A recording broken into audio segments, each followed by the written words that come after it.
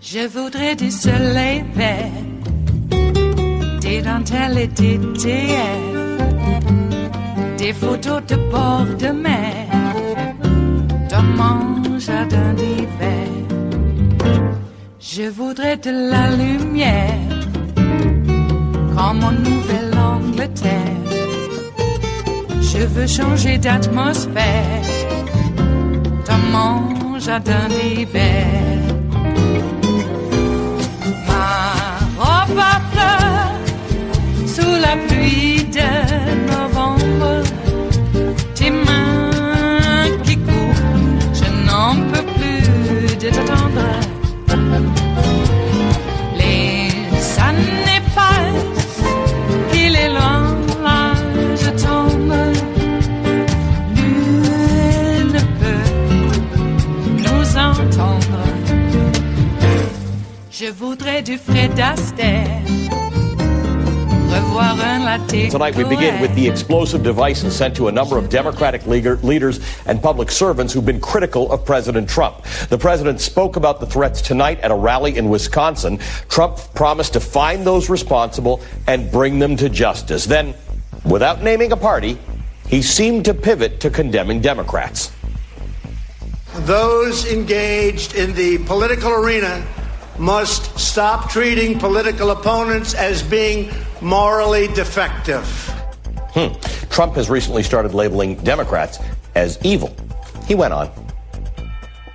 No one should carelessly compare political opponents to historical villains, which is done often, it's done all the time.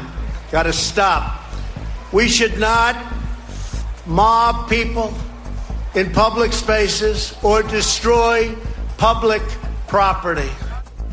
It's pretty rich coming from the president who's been describing Democratic supporters as a mob. Trump then, not surprisingly, pointed his finger directly at the media. The media also has a responsibility to set a civil tone and to stop the endless hostility and constant negative and oftentimes false attacks and stories. Have to do it.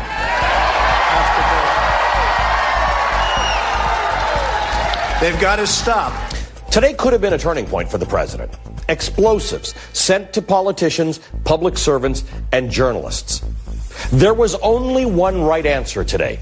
Unqualified condemnation of terrorist acts. Acts designed to instill fear in people, particularly the sort of people exercising their First Amendment obligations to hold power to account. One of those pipe bombs was sent to CNN, made it into CNN's New York offices, right into the mailroom. There was only one correct response to this. Chastising the media wasn't it. It may have been hard to hear there, but some in the audience at Trump's rally in Wisconsin were yelling, CNN sucks. It's okay to think so, or to think MSNBC sucks, or Fox sucks. That's what you have a remote control for. It's not okay to imply that because a media organization doesn't share your views, that its employees should face possible death from a bomb. It is Thursday, the 25th of October of 2018, and you are in West Coast Cookbook and Speakeasy. I am your chef de cuisine, Justice Putnam, and our daily special is Metro Shrimp and Grits Thursdays. A little bit of jambalaya, a little bit of spice in your life. It's true, it's in the Bible. Man cannot live by biscuits and gravy alone. In fact, you'll die pretty quick. In a very uncomfortable state, let me tell you. So don't do that. We need you here to vote. And we also need you alive. Because you can't vote when you're dead, though a lot of people try. Okay, or they try for you. According to the Republicans. I think it's only the Republicans that try to vote for dead people. That's why they complain about it so much. Everything is a projection with these, I don't know, deplorables? They mentioned Hillary Clinton's name at a rally in Wisconsin. The Republican candidate that Trump is there to endorse is giving her speech. And she just mentions Hillary's name in passing, and they're yelling, "Lock her up, lock her up." Yeah, they want to bomb her. Yep, they got to bomb her. They got to bomb a lot of people. Maxine Waters gets two, one in D.C. and one out there in L.A. That's forward thinking. And it looks like Biden got one, and Robert De Niro. Robert De Niro. I really don't think it's a liberal false flag. As Limbaugh and Mike Savage and the rest of them. Actually, it's Michael Weiner. Let's be clear. It's Michael Weiner, not Michael Savage. No wonder he calls himself Savage. He's a wiener. And I know the guy, too. Talk about heckling in public places. I never let up on that guy. And I never let up on Edward Teller either. Every time Edward Teller came into the Pete's there by the Claremont Resort in the Berkeley Hills, he wasn't treated very kindly. Let's put it that way. Okay? But he took it like, I don't know, the little schmuck he is, got his coffee and went on his way. And he kept coming back for the coffee. And this is way before Pete's became part of a German conglomerate. Okay? So, why all the uproar about citizens redressing their grievances with representatives who don't have town halls, by the way? So you have to talk to them where you can find them. You got to redress your grievances where you can find them. And apparently that's equal, or that warrants bombs being mailed to liberal critics of one Donald J. Trump. Not a coincidence. Oh, and Trump has apparently been using unsecured phones. Well, we knew that already. But the Chinese did not hack. Okay. Let's be clear. They're listening in because it's a party line. It's open to everybody. Oh, God. And I got to tell you, Hillary was able to hide, and is still able to hide, those emails so well. No one can hack into them. And Trump's using an unsecured phone in the Oval Office and everywhere else. And there's no skiff in the Oval Office, trust me. Chinese figure, hell, I mean, the Russians have carte blanche to go in there and visit anytime they want. We'll just listen in on the party line. What's on the rest of the menu here today in West Coast Cookbook and Speakeasy's Bistro Cafe? Well, at the top, that was Ali Velshi taking Trump to task for basically continuing to normalize violence. Trump is out there calling CNN and the rest of the media the fake news. And if they would just stop telling lies about him, these bombing threats would stop. If his liberal critics had just shut the F up, these bombing threats will stop. All right. Well, people with bigger minds than me have said that Trump is the national security threat to America. He's right there in the Oval Office. If we could just keep him in the Oval Office, I mean, contain like a wall around him, we might be a little safer. As long as he doesn't have his phones with him. Okay, what's on the rest of the menu here? A GOP Pennsylvania lawmaker wanted to balance the budget with more gambling and booze. Well, why not? They've stolen all the money from the poor people. I mean, let's get the gamblers and the boozers now. The White House is demanding party affiliation for nonpartisan judge jobs at the VA, and only nominees who have voted Republican are getting through. Well, that's not shocking.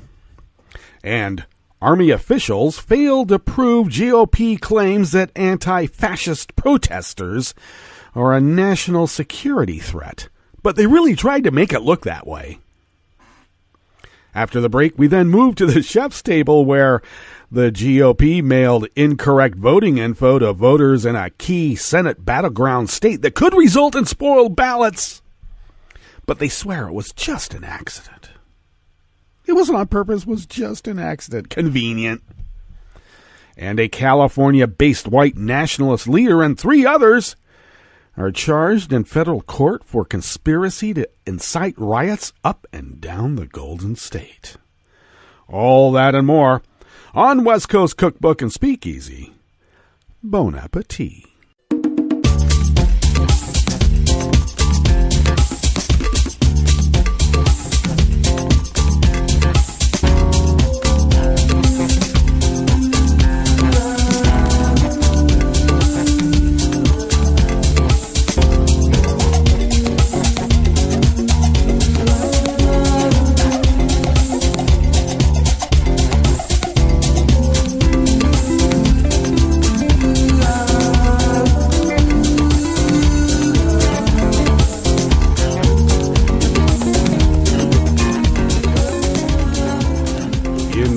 Many states, you can still register to vote. So please go to our homepage at netrootsradio.com, and there are some links there to register to vote if you are not registered to vote yet.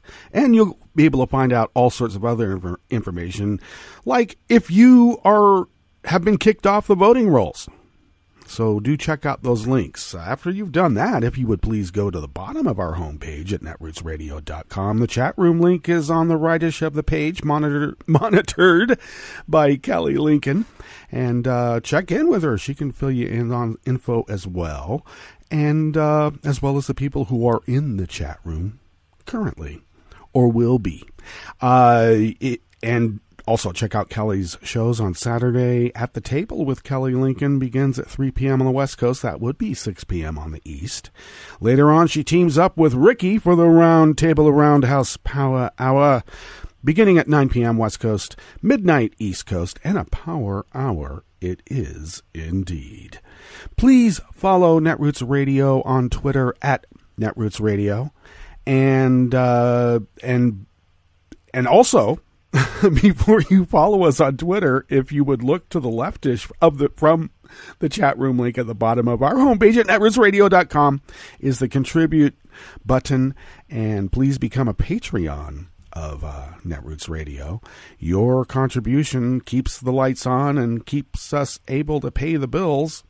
And you know what? I should mention too. We've had a couple of new Patreons. Drop a note to me somewhere, and if you want one of the rewards, I can't remember if you would qualify for a bumper sticker and something else, but let me know, and if there's a way to deliver that to you, we will. Otherwise, thank you. Thank you for becoming a Patreon of Netroots Radio. Your generosity indeed pays the bills, and that way we can fly under the radar and we get to resist, as God meant us to resist. Okay, so, of course, once again, follow Netroots Radio on Twitter at Netroots Radio. We're on Facebook as well, and Kelly's been taking care of that live Facebook platform, and we thank you, Kelly, for that. Follow me on Twitter at Justice Putnam, and I post the show notes and links diary on Daily Codes about 10 minutes before showtime, and I try to get the announcements on the various social media platforms as quickly as possible after that. But, so check out the show notes and links diary, because there's a lot of show notes and links. You can follow West Coast Cookbook and Speakeasy on Twitter at Cookbook West. Of course, we're West Coast Cookbook and Speakeasy on Facebook and all the other social media platforms. And we're even West Coast Cookbook and Speakeasy on Twitter. But our handle is at Cookbook West.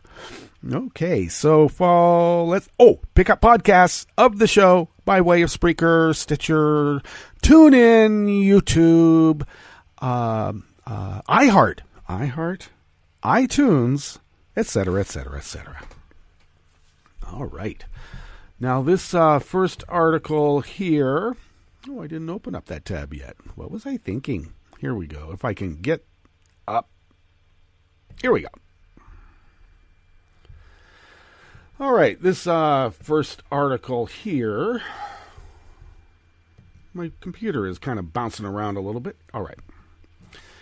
Dan Desai-Martin brings us this first article out of Share Blue Media here in the Bistro Cafe of West Coast Cookbook and Speakeasy, Metro Shrimp and Grits Thursdays. Pennsylvania House Speaker Mike Turtsey's fiscal recklessness is extreme, even for his own party. I didn't know that there was an extreme behavior, especially with fiscal irresponsibility. I thought that was their whole reason to tet. Well, his tenure as Speaker of the House in Pennsylvania has been marked by fiscal extremism. In fact, according to the AP, can I quote this? Will the AP say that this isn't fair use? I'll just plunge ahead. According to the AP, budgets he has helped broker have drawn 6 credit downgrades going back to 2012, leaving Pennsylvania's credit rating in the basement. I think it's a little lower than that, but I get your drift. His uncompromising position against any tax increase whatsoever led to bizarre proposals to balance the budget, which sometimes led to well-deserved criticism. I don't know. He's imaginative. He thinks more gambling and booze is the answer, wrote the editorial board of the Philadelphia Inquiry, chastising Turtsey for relying on corner store gambling and more liquor sales to balance the budget. God, people. In the end, other legislators helped beat back some of the more extreme positions of Turtsey. The year 2017 wasn't Turtsey's first instance of derailing the state budget process. The Pittsburgh Post-Gazette reported that in late 2015, Turtsey was widely blamed for blowing up budget talks 2 days before Christmas, further prolonging an impasse that left county schools and social service nonprofits in the lurch. Whenever that happens, it's a feature, not a bug. Okay, come on. Rather than focus on what is best for the state, Turtsey seems inordinately focused on his own ambitions. He's a Republican. Come on. I'm sorry. As soon as the 2017 budget standoff concluded, which included borrowing $1.5 billion to plug the deficit, Turtsey announced his bid for governor. He's done so well. He dropped out less than 3 months later, after failing to earn the endorsement of the Pennsylvania Republican Party. Even they hate him. Representative Mike Turtsey's withdrawal from the race for governor comes as no surprise, as he could not instill confidence even in members of his own party. Emily Skopoff, Turtsey's Democratic opponent, said in a statement to the Pittsburgh City paper.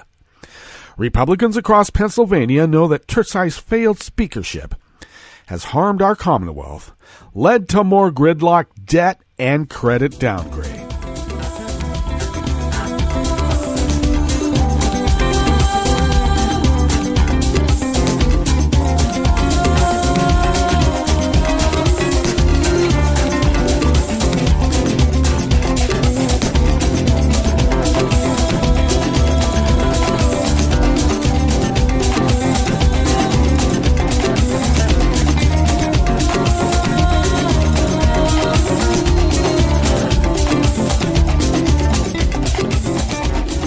Next offering here in the Bistro Cafe of West Coast Cookbook and Speakeasy is by Eric Bullard, also out of Share Blue Media.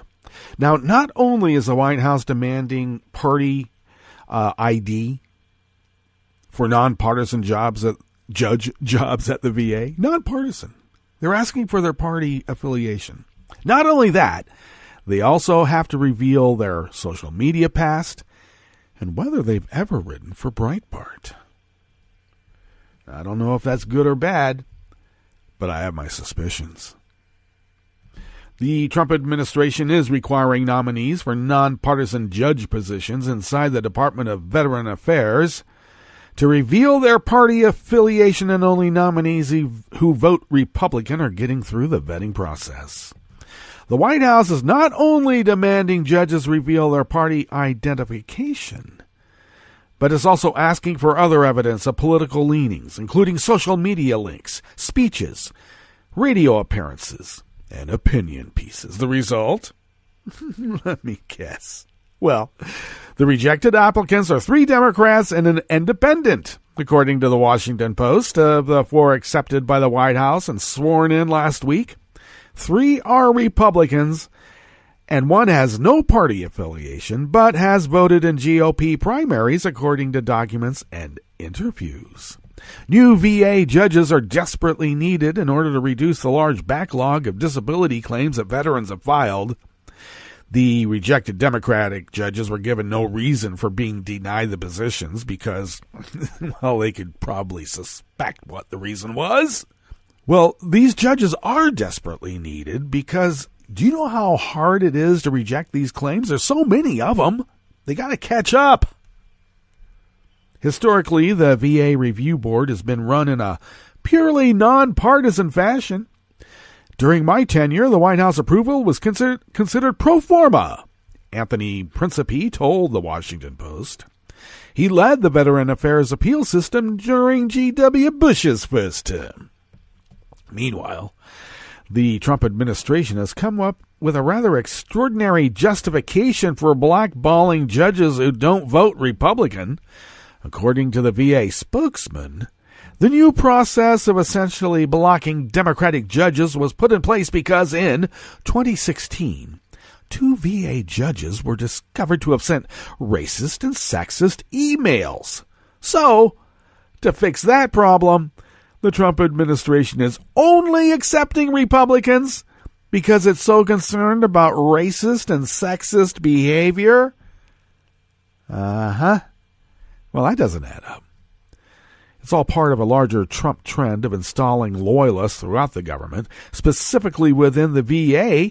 Longtime employees have faced transfers or reassignments because they were not sufficiently loyal to Trump's agenda, which revolves around trying to privatize the VA. Earlier this year, ProPublica revealed that 3 Trump Mar-a-Lago cronies with no experience in government or the military were secretly exerting stunning influence over the VA, and they continue to do it even now without any public accountability. Months prior, the New York Times documented the chaos that has engulfed the VA under Trump, and particularly its medical system. As he has plunged the department into turmoil, doctors are burning out, and veterans are being left behind. Trump doesn't care about veterans. They didn't go to the fine schools that he went to. And that came after Trump fired VA Secretary David Shulkin via Twitter and then tried to install his White House doctor, Ronnie Jackson. But that turned into a spectacular failure. Once again, a feature, not a bug, because Trump seems determined to wreck the VA.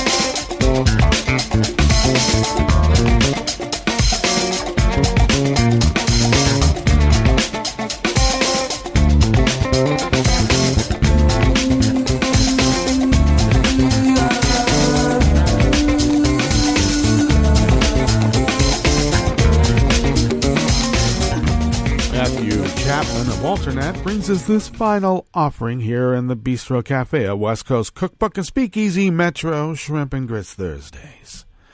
Newly released Army documents from 2017 show military officials tried, unsuccessfully, to prove that Antifa protesters are a threat to national security. They really tried. The documents paint Antifa in broad strokes. Well, of course they do. The Army assessments dating from mid-2017 were meant to alert service members to potential risks anti-fascists pose to military or military installations. But they also stated that the U.S. military is not aware of any threats from Antifa directed at the Army or the Department of Defense in general. The heavily redacted documents marked unclassified were provided to the Daily Beast by a transparency nonprofit, Property of the People, and are believed to be the first public disclosures of Defense Department references to Antifa. God.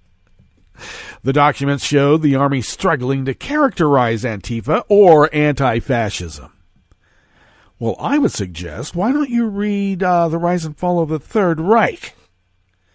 I don't know, bone up on your history a little bit. Rommel, you magnificent bastard. I read your book. These are military types? Despite conceding that Antifa is not connected to any known threat facing service members, the documents show the Army is encouraging service members to maintain situational awareness of the movement, whose profile has soared after the election of Donald Trump, and which mainstream Republican politicians demagogically describe as a Democrat-aligned mob. If you're against fascism, you're a Democrat, and that means you're part of some amorphous mob taken to the streets with pitchforks and worse.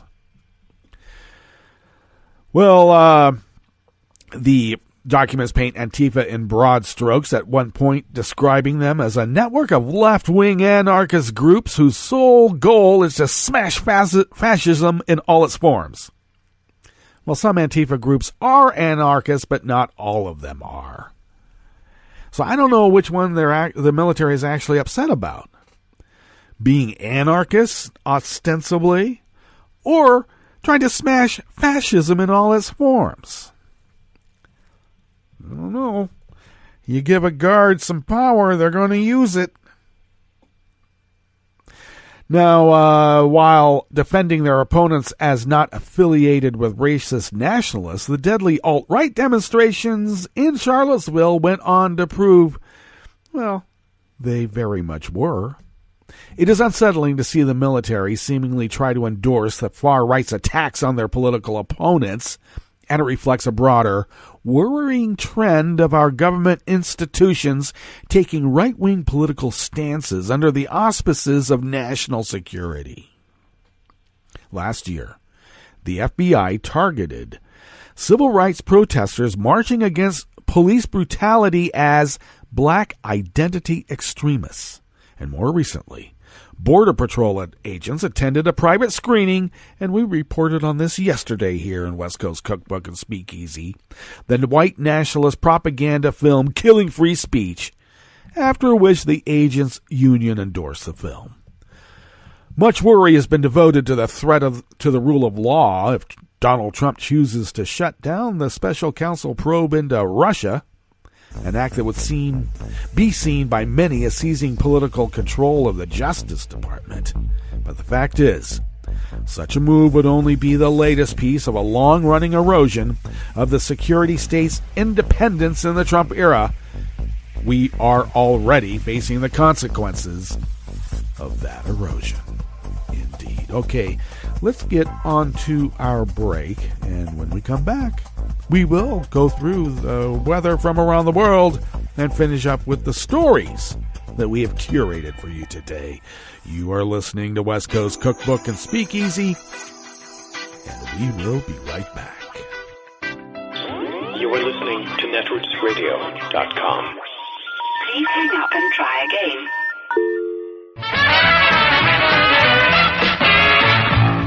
From a point at sea to the circles of your mind, a new force is at work for planetary transformation. New radio for a new Earth.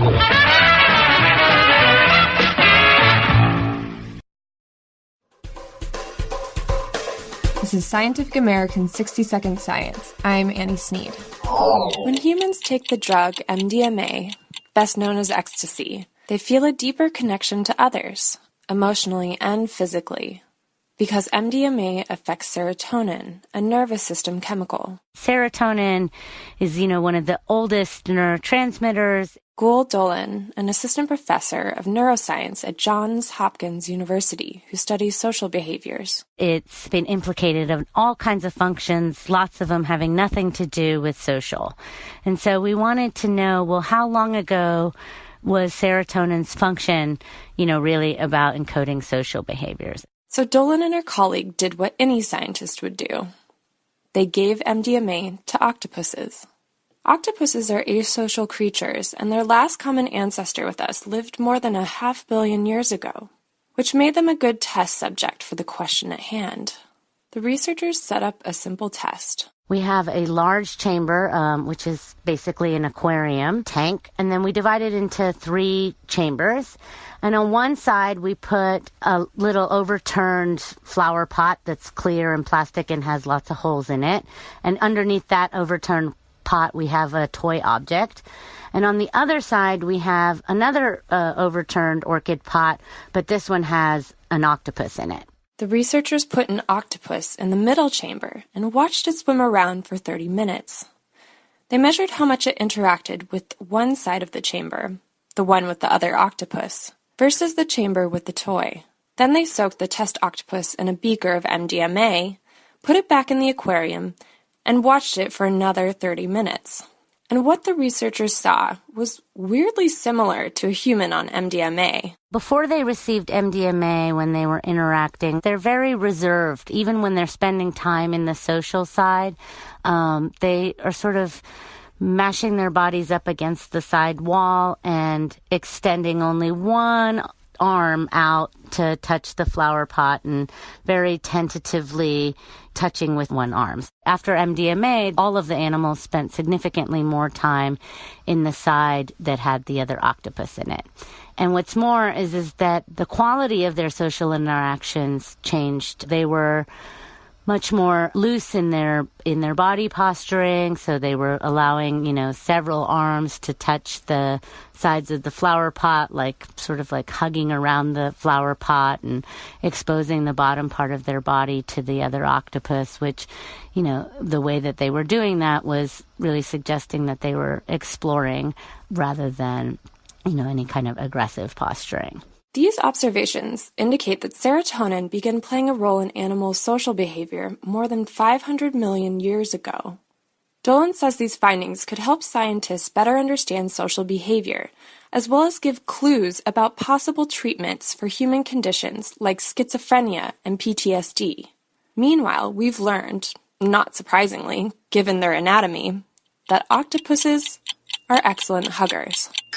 Thanks for listening. For Scientific American's 60-Second Science, I'm Annie Sneed.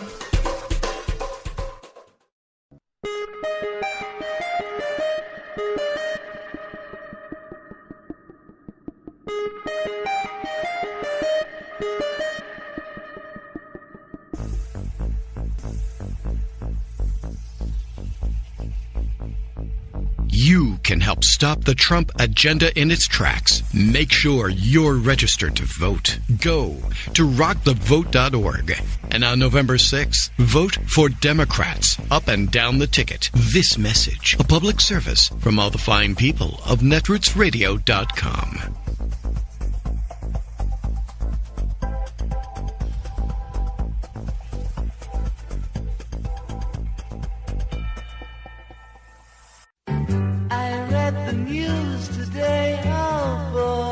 It's time for Nicole Sandler's What's News from NicoleSandler.com and the Progressive Voices Network. Washington is on edge as the FBI investigates a string of attempted mail bombings addressed to top Democrats. The FBI is examining potentially destructive devices sent to former President Barack Obama, former Secretary of State Hillary Clinton, former Attorney General Eric Holder, former CIA Director John Brennan in care of CNN, liberal donor and philanthropist George Soros, Representative Maxine Waters, And a suspicious package was also reportedly sent to former Vice President Joe Biden. On Thursday morning, yet another package was identified in Lower Manhattan, this one sent to actor Robert De Niro's Tribeca offices. What we're being told is that there are similarities in what police have been dealing with in the other packages. The stamping, there are stamps on there similar to some of the stamps that we've seen in other packaging. The same return address? Same return address, I'm being told by two sources. Debbie Wasserman Schultz's That's office. correct. Everything that I'm being told indicates that this is similar to what law enforcement has been dealing with in the last 3 days. So this is very serious. This is exactly what law enforcement was concerned about.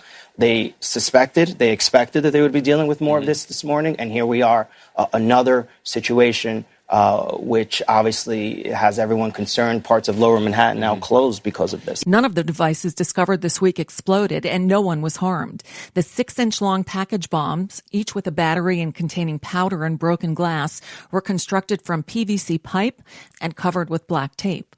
The white powder in the package sent to CNN was tested and determined to be harmless.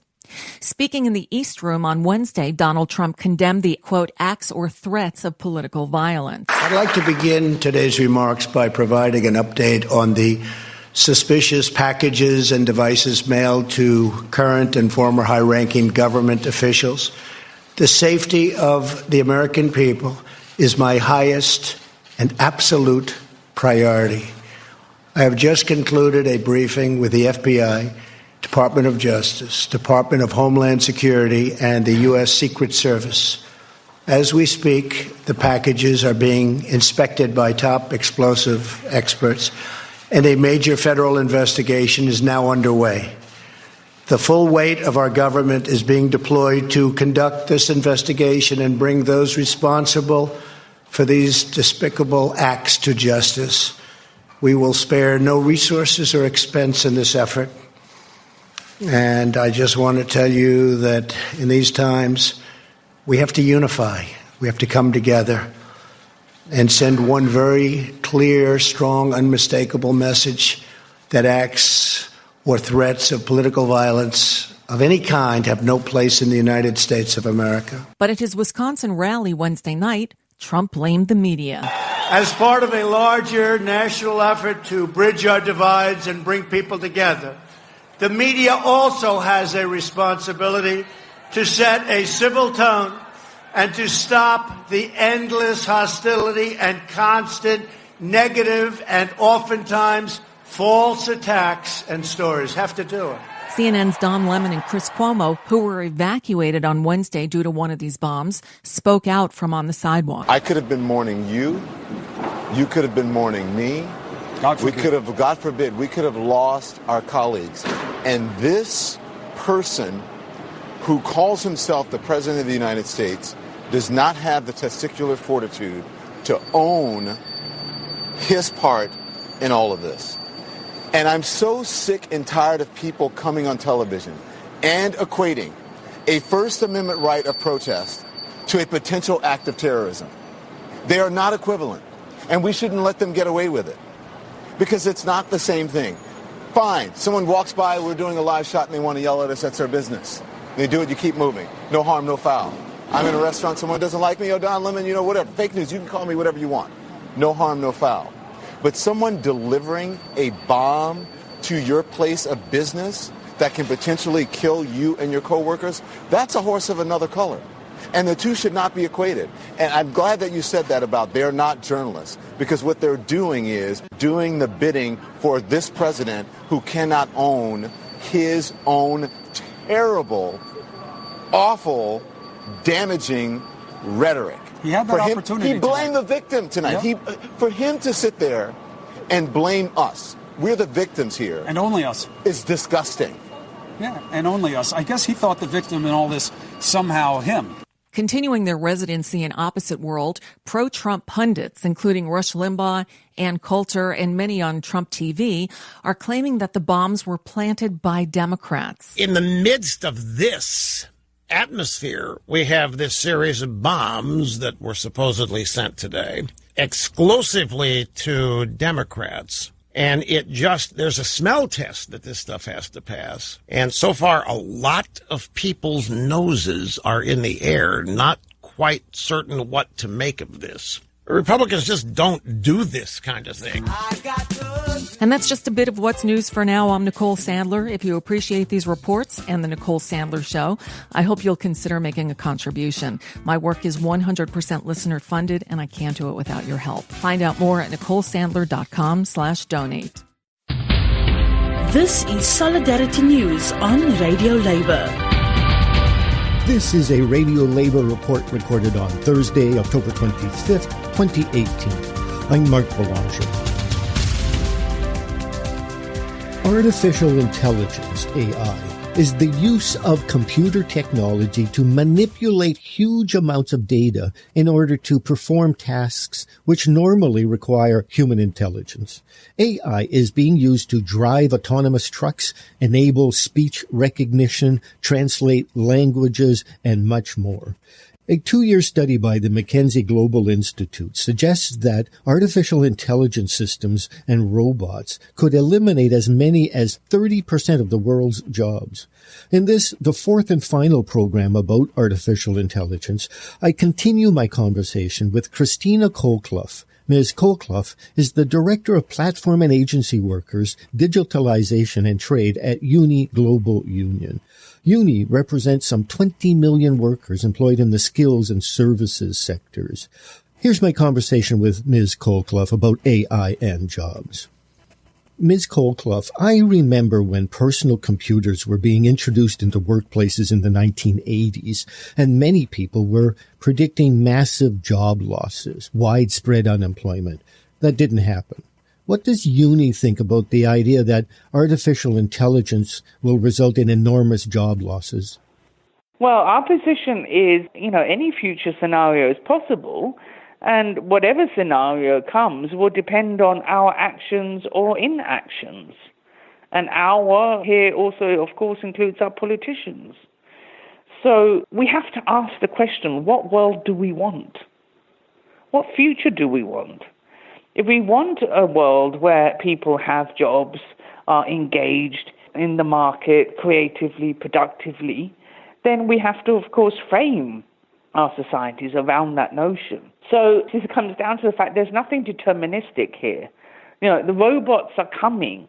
The same as saying, well, we might as well give up. Let's be responsible and ask what future we want, what world do we want, and then start framing the artificial intelligence, the autonomous systems, machine learning, and robots to cater for our needs, and certainly not the other way around. Now, and I hear what you're saying, that there's been predictions of mass job loss before, and Uni, would say on caution here, we don't think there's going to be from one day to the next a mass job loss, but the potential is there, and that's why we need responsible politicians. Uni has argued that as more artificial intelligence is deployed, the world needs to implement a just transition. What is a just transition in this context? A just transition, for me, is really that our companies and our politicians work with the unions, with the workers, with civil society to say these changes are happening. We can see that in most probability, truck drivers will lose their jobs because autonomous vehicles will be introduced maybe within the next 10 years. So how do we already now start thinking about those people who traditionally did become truck drivers, liked it? How can we start working with them in teaching them new tools and new skills? And I just want to put a word of caution here. You hear a lot of people say, artificial intelligence is going to lead to more jobs. There's going to be a greater need for healthcare workers. So everything will be fine. Well, let's be realistic here. Just because you could get a job in healthcare doesn't mean that a previous truck driver suddenly would become the perfect nurse. So we've got to be careful about these time-space regardless predictions of the future. But let's really start responsibly looking at how can we already now map the changing skills demands. What would this mean for particular occupations? What training schemes, programs could we put in place? And what role should the state have in this, in ensuring that there's time to and upskill, that there's time to change occupation in a comfortable way that does not leave families with no income and no security. This has been the fourth in a 4-part series about artificial intelligence and labor. Thank you for listening, and remember, it's all about global solidarity. From UN headquarters in New York, I'm Luke Vargas with your World in 2 Minutes. The CEOs of Apple and Google backed new U.S. data privacy laws on Wednesday, telling a conference in Belgium that new European laws implemented this year are a step in the right direction. Apple CEO Tim Cook. We should celebrate the transformative work of the European institutions tasked with the successful implementation of the GDPR. That GDPR law filled a vacuum in the management of personal data, setting out new rights for individuals and responsibilities for businesses. Neil Richards is a professor of law at Washington University. One of the aspects of European privacy law that isn't getting a lot of attention but is very, very important is the requirement in the GDPR that Europeans' data that gets sent to the U.S. for processing has to be processed in compliance with European law. In a world where data is routinely shared across borders, that rule has had a big impact. Companies in the U.S., in order to process European data, are having to abide by that European standard. It's getting a lot harder for them to argue that they can't apply that company-wide. New data privacy laws in the U.S. could come about in 2 ways. If states like California move first and pass their own laws, tech companies would need to navigate a complex web of regulation. You do have a lot of global tech companies headquartered there, so you might expect the law to be more friendly. But actually what's happened, California has actually been a leader on more progressive, more restrictive, more regulatory privacy law in the interest of protecting digital consumers. Californians will soon have the right to block the sale of their personal data and still receive the same service from companies when they do so. Another option is for Congress to pass a federal data privacy law, which would likely be more business-friendly. And Cook has a preference. We at Apple are in full support of a comprehensive federal privacy law in the United States. Luke Vargas, The United Nations.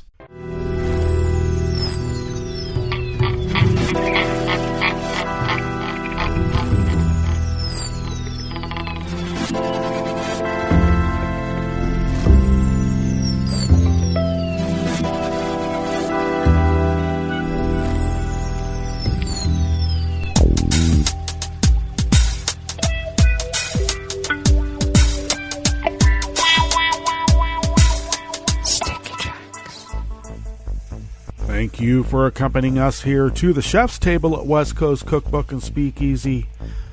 Metro Shrimp and Grits Thursdays. That's right, folks. A little bit of jambalaya, a little bit of spice in your life. We always begin, whether from around the world, along the banks of the Rogue River, in the Rogue River Valley of Southern Oregon on the west coast of the continental United States of America, where it is currently 41 degrees Fahrenheit. It's going to get colder, but for now, it's been in the low 40s. A little bit at altitude from where I am, it's in the mid-30s. So, I hope my carrots are going to be okay. We'll see. All right, so we're partly cloudy and should remain that way throughout the day. The winds are light and variable out of the east-northeast, and it looks like they will remain light and variable out of the east-northeast for the forthcoming future, which is engaged in this arena about 3 to 4 days. Ostensibly, we're going to be much warmer than yesterday because we were a chilly 68. Is that chilly? I don't think so. Yeah, we will be in the mid-70s, apparently, and that could be so. Now, we did have some possibility of precipitation moving through, and according to this forecast, it looks like we won't have anything until Sunday. But it's a little wet out there anyway. There are little pockets of rain moving through the area. Well, little pockets of water moving through the area at altitude. And every now and then they drop. And they drop and you can see it. It's really neat. And sometimes you're under it. And then it moves on, and it's not it might even just, drop that water in just a few yards, and then it's done. And we thank you for that. Thank you, whoever it is, or whatever chaos that caused that to happen. Thank you so much, because, we got to thank something and someone. It's only human. Okay, so once again, it looks like we will have those winds still light and variable. So no freshening winds for a bit. Ragweed pollen is the dominant pollen in the area right now, and that is rated at moderate. The air quality index is dropped a few ticks more within the good range at 36 parts per million. And the daytime UV index remains in that moderate range at 3. Barometric pressure is rising at 30.17 inches. Visibility is at 8 miles. And relative humidity is 86%. And in some instances, a little bit more because it's, dropping some water. But only in micro areas. It's really quite neat. All right. Weather from around the world is brought to you by people's personal weather stations that they purchased. These people purchased personal weather stations somewhere on their property, and these people positively live around the world. London is 57 degrees and partly cloudy. Paris is 62 degrees and sunny. Rome is 72 and partly cloudy. Kiev is 62 and mostly cloudy. Kabul is 57 and fair, but not to the wedding parties or getting bombed by drones. Hong Kong is 73 and clear. Tokyo is 63 and partly cloudy. Sydney, Australia is 62 and clear. Hey, San Francisco, California is 55 degrees and cloudy. And New York is 46 degrees Fahrenheit and sunny. How cool is that? And that is weather from around the world, brought to you by people's personal weather stations that they purchased. These people planted these purchased personal weather stations somewhere on their property, and these people positively live around the world.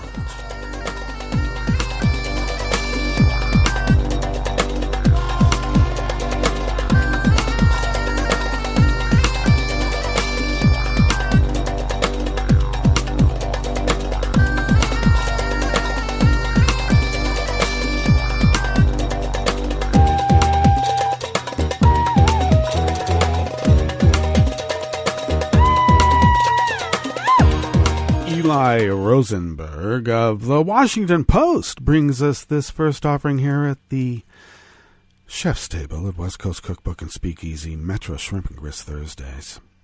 The Republicans, for some reason, feel that they always have to cheat. They always have to work the refs. You can't just play the game and see how it ferrets out. You just can't do that. There's always got to be some subterfuge. I always hated the kinds of teams and coaches that did that. Purposely yelling at the referees to try to intimidate them in some way so maybe the call will be put their way instead of what the actual truth is. God, as a kid, I hated that. The Holden Caulfield in me rose up and said no. But then you grow up and you realize, all these people do it, but I won't. And it really bothers me that these people think that everybody does it, so they're going to as well. It perpetuates the madness. Okay. Well, the RNC sent out the RNC, the National Republican Committee, sent out a mailer in a key state in a battle for the Senate in the upcoming midterm elections that erroneously informed voters about how to vote absentee. The mailer told voters in Montana, where incumbent Senator John Tester, Democrat, is engaged in a competitive fight against Republican challenger Matt Rosendale, that absentee ballots could be postmarked until the day before the election as long as they were received within 10 days of November 6. But election officials told local reporters that the state's rules stipulate that the ballots must be received by 8 p.m. on Election Day, regardless of the postmark. What the hell are they doing? Well, the RNC said the error was a mistake and is working to fix it. We regret the unintentional error we made in a recent mailing. Spokesman Rick Gorka? Gorka, boy, that sounds familiar. I don't know. Sounds like this guy has some Hungarian ancestry, too. What is the coincidence of that? Well, Gorka continued, we're contacting all voters who have received the mailing through live phone calls, and we are sending new mailers to each voter providing clarification. Oh, really? You're hoping that you can just keep people from coming out to vote because people will register Republican in Montana because it's like going to church. But then people vote their conscience. Yeah. Election officials have been sounding alarms about the mailers after a few of them received them. The state's political practices commissioner, Jeff Mangan, told the Montana public radio station that Republican Party officials have apologized to state officials for the mailer. They said it was an oversight, that it was not meant to mislead any Montana voter, and it was their intent to distribute a new mailer with the correct information. But, it might take a little time to do that.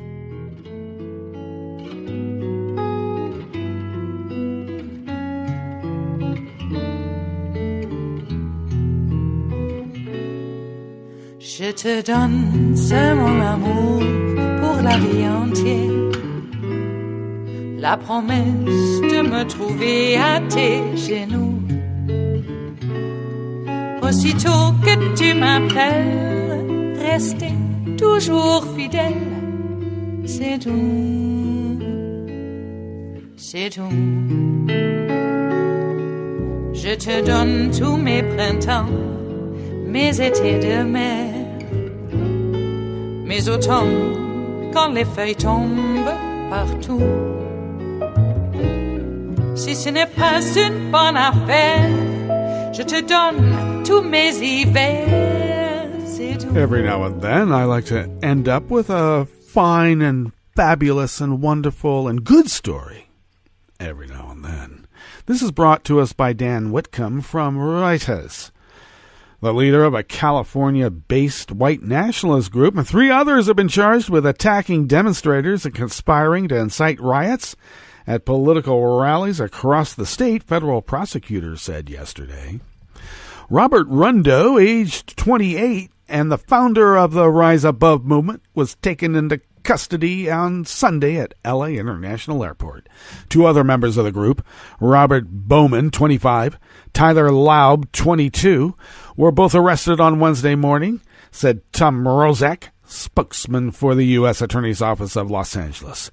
Aaron Eason, age 38, remains at large. Oh, their mentor. The allegations describe an orchestrated effort to squelch free speech as members of the conspiracy traveled to multiple locations to attack those who hold different views, U.S. Attorney Nick Hanna said in a statement. Rondo, Bowman, and Laub are accused of attacking counter-protesters and 2 journalists on March 25 of 2017 at a Make America Great Again rally in Rondo's hometown of Huntington Beach, California. Well, there's a lot of skinhead punks out down there, aren't there? I never knew. They are also charged with using the internet with the intent to organize, promote, encourage, participate, or carry on riots. Funny, when I was their age, I was trying to stop a war in Vietnam, stop using the napalm on, innocent little villagers. How times change. Earlier this month, 4 other California men described by prosecutors as members of the Rise Above movement, Benjamin Drake Daly, Michael Paul Macelis, Thomas Walter Gillen, and Cole Evan White, all with 3 names. First, middle, and last, were indicted on federal riot and conspiracy charges stemming from violence they were accused of instigating during last year's Unite the Right rally in Charlottesville, Virginia. So that's how the feds got involved. They crossed state lines to incite a riot and it ended up killing people. Neo-Nazi sympathizers and counter-protesters clashed at that event, And Donald Trump was criticized, but he said, hey, I'm not equating the actions of white nationalists who carried Nazi flags with those of counter-protesters. I don't want to appear to be that way because I am. I'm a nationalist. Get over it. Earlier this year, Rondo and two other men charged in the Charlottesville case traveled to Europe to celebrate Adolf Hitler's birthday and to meet with members of other white supremacy extremist groups, according to prosecutors. Oh, they're just some fine people, aren't they? No, they're not. And I'm glad they're getting charged, and they probably will learn how to be even more white supremacist neo-Nazis while in jail. I think they ought to figure out how to figure that one out before it happens, please. All right, we got to get out of here because it's the end of our broadcast period for this time period, but Netroots Radio broadcasts on throughout the day. We will visit with you tomorrow for Blue Moon Spirits Fridays because we are all Nighthawks in the Diner of Life. And do stay tuned to Netroots Radio for all the breaking news as it breaks, and we will visit with you tomorrow right here in West Coast Cookbook and Speakeasy. Bon appetit.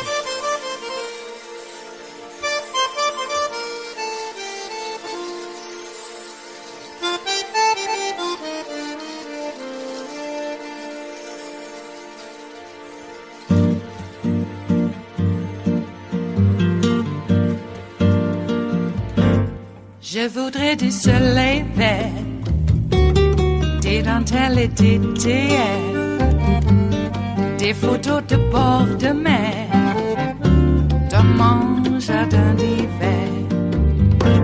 Je voudrais de la lumière, comme en Nouvelle-Angleterre. Je veux changer d'atmosphère, dans mon jardin d'hiver. À fleurs, sous la pluie de novembre, tes mains qui courent, je n'en peux plus de t'attendre. Les années passent, qu'il est loin, là je tombe. Nul ne peut nous entendre.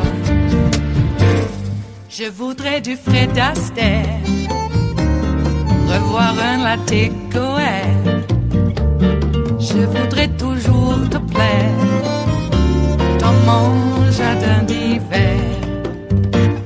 Je veux déjeuner par terre, comme au long de golfe clair.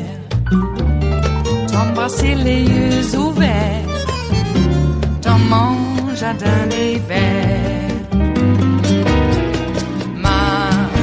À fleurs, sous la pluie de novembre, tes mains qui courent, je n'en peux plus de t'attendre. Les années passent, il est loin, là je tombe. Nul ne peut nous entendre. Ba-da-da-dum-di-da-dum. Ba-da-da-dum-di-da-dum. Ba-da-da-dum-di-da-dum. Dans mon jardin d'hiver. Ba-da-da-dum-di-da-dum. Ba-da-da-dum-di-da-dum. Ba-da-da-dum-di-da-dum. Dans mon jardin d'hiver. Dans mon jardin d'hiver, dans mon jardin d'hiver.